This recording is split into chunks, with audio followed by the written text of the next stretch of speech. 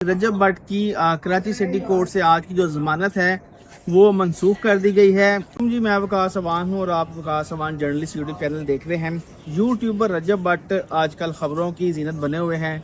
किसी अदालत से उनको रिलीफ मिल रहा है, किसी अदालत से उन पर फर्द जुर्म आयद होने की खबरें आ रही हैं, तो किसी अदालत से उनकी ज़मानतें कैंसिल हो रही हैं। आज की जो हमारी खबर है रजब भट्ट के हवाले से वो ये है कि आपको पता है कि कराची में रजब भट्ट के ख़िलाफ़ एक मुकदमा चल रहा है जिसमें उन पर इल्ज़ाम ये लगाया गया है कि उन्होंने इस्लामी तालीमात की खिलाफ वर्जी की है और एक मुकामी वकील ने रजब भट्ट पर यह मुकदमा दर्ज करवा रखा है और तकरीबन 1 साल का अरसा हो गया है इस मुकदमे को। इस मुकदमे में बहुत कुछ हुआ। पहले रजब भट्ट पर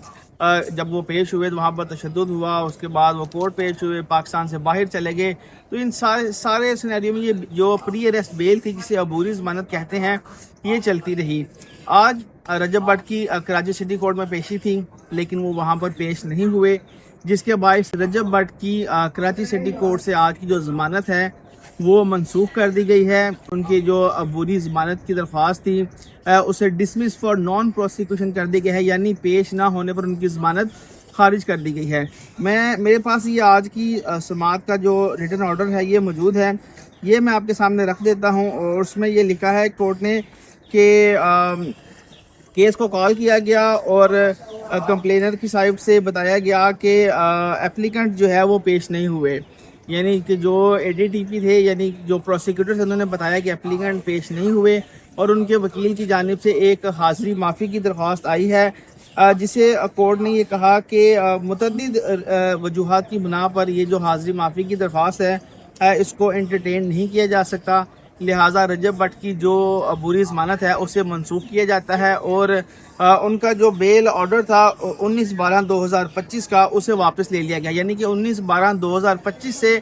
ये अबूरी ज़मानत चलती आ रही थी और इसमें तोसीह हो रही थी, लेकिन आज ये ज़मानत जो है वो खारिज कर दी गई है। लेकिन इसमें एक चीज़ है कि ये डिसमिस फॉर नॉन प्रोसिक्यूशन है, यानी इसमें अभी भी रजब भट्ट के पास ये मौका है कि वो किसी भी वक्त अदालत में दोबारा पेश होकर अपनी ये ज़मानत दोबारा दायर कर सकते हैं और दोबारा से ये केस चल पड़ता है। जब डिसमिस फॉर नॉन प्रोसिक्यूशन होती है तो उसका मतलब ये होता है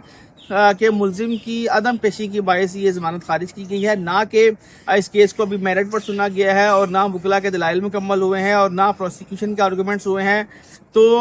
उस सूरत में ये बेल खारिज नहीं हुई, बल्कि ये बेल खारिज हुई है simply dismiss for non prosecution, यानी कि रजब भट्ट के पेश ना होने पर यह बेल खारिज की गई है और इसे किसी भी वक्त दोबारा दायर किया जा सकता है। इसमें ये एक रिलीफ ये है कि अगर आमतौर पर आपकी ज़मानत खारिज हो जाए मेरिट पर तो फिर आप उस कोर्ट में दोबारा बेल अप्लाई नहीं करते, उससे हायर फोरम पर जाते हैं। यानी अगर आपकी ज़मानत सेशन कोर्ट से खारिज हुई है तो आप हाई कोर्ट जाएंगे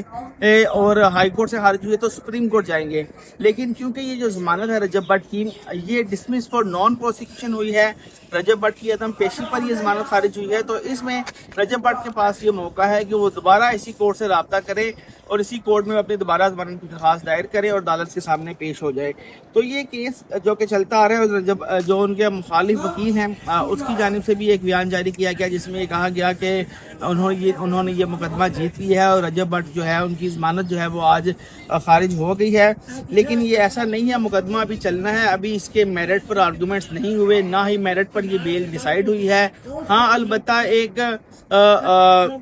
पुलिस के पास एक ऑप्शन आ गया है, क्योंकि अब रजब भट्ट इस केस में उनकी ज़मानत मंजूर नहीं हुई है और उनकी ज़मानत नहीं है तो उनको गिरफ्तार जो है वो पुलिस अगर चाहे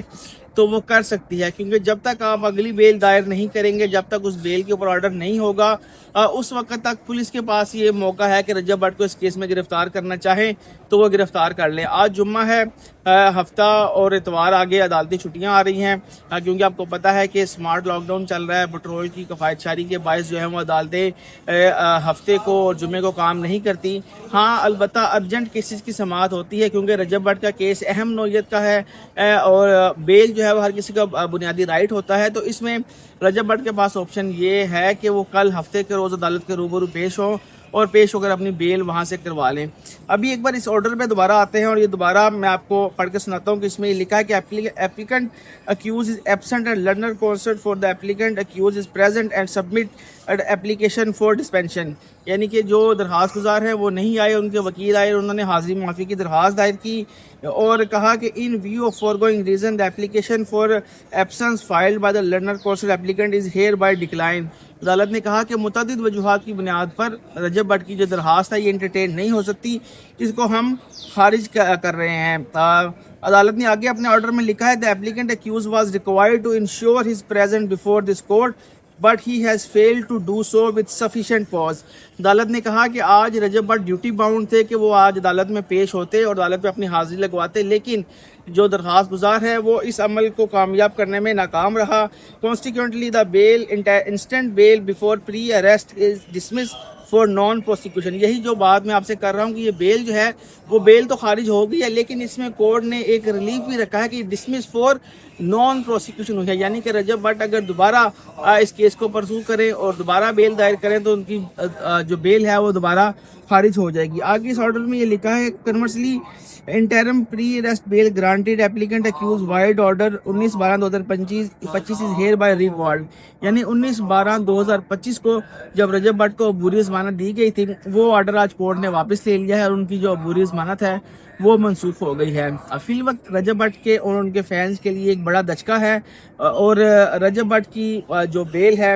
کراچی کورٹ سے یہ خارج ہو گئی ہے۔ یہ کیس ہمیشہ ہی ڈرامائی موڈ میں رہا ہے، کبھی اس کیس میں رجب بٹ پیش ہونے کی بجائے بیرون ملک چلے گئے، پھر وہاں سے واپس آئے سیدھا کورٹ گئے، جب کورٹ گئے تو کورٹ جانے سے پہلے کچھ وکلا کو انہوں نے دھمکیاں لگا دی اور اس کے بعد جب وہ کورٹ پیش ہوئے تو وکلا نے اپنا حساب برابر کیا اور وہاں پر رجب بٹ کو